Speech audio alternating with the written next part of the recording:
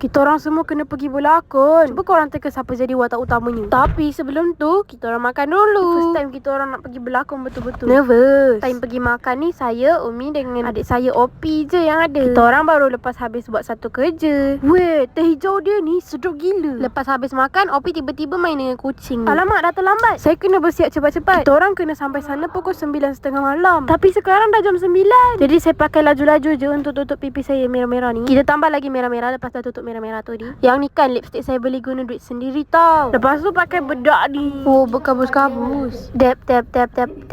Saya tak nak buat macam makeup tebal. Saya buat natural je colour. Lip treatment saya ni saya buat sendiri tau. Dia boleh jadi lip oil juga. Lepas tu yang ni bedak-bedak dia punya texture. Best. Okay, last touch up. Okay, dah siap, jom pergi. Jap, lupa perfume.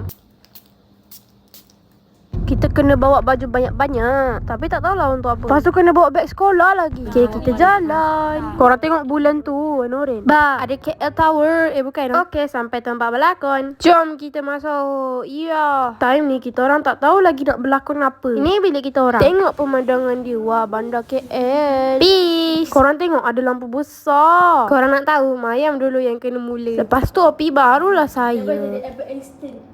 Mami pun kenalah juga. Inilah kita orang bertiga. Tiba-tiba adik saya yang Anis tu pun kena. Yang Khadijah ni pun kena juga. Yang Khadijah ni kita orang panggil kakak. Dia memang malu sikit depan kamera. Lepas tu barulah kita orang mula berlakon. Tapi saya tak rekod banyak. Nanti korang kena tengok lah. Dekat TikTok pun ada. Okay, balik.